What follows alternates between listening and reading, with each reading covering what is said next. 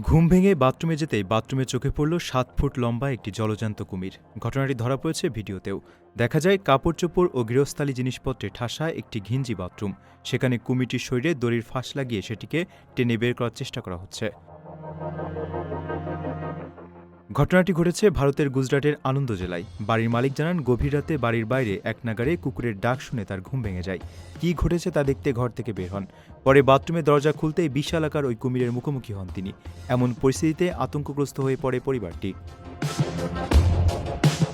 পরিস্থিতি বেগতিক দেখে অবিলম্বে বন বিভাগে খবর দেওয়া হয়। এরপর বন কর্মকর্তা এবং স্থানীয় একটি বন্যপ্রাণী উদ্ধার ফাউন্ডেশনের স্বেচ্ছাসেবকদের যৌথ দল দ্রুত ঘটনাস্থলে পৌঁছায়। প্রায় ১ ঘণ্টার অভিযানের পর কুমিরটিকে নিরাপদে বন্দী করতে সক্ষম হন। পরে সেটিকে কাছের একটি পুকুরে অবমুক্ত করা হয়।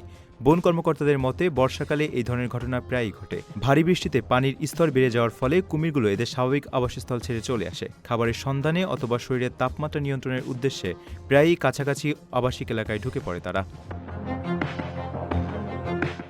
আপনার স্বপ্নগুলো আকাশ ছুবে প্রবাসীর হেলিকপ্টারের মাধ্যমে। বিয়ে, জন্মদিন অথবা যে কোনো বিশেষ প্রয়োজনে হেলিকপ্টার ভাড়া করতে যোগাযোগ করুন স্ক্রিনে দেয়া নাম্বারে। প্রবাসীর হেলিকপ্টার, নিরাপদ ও সাশ্রয়ী বাহনের বিশ্বস্ত নাম।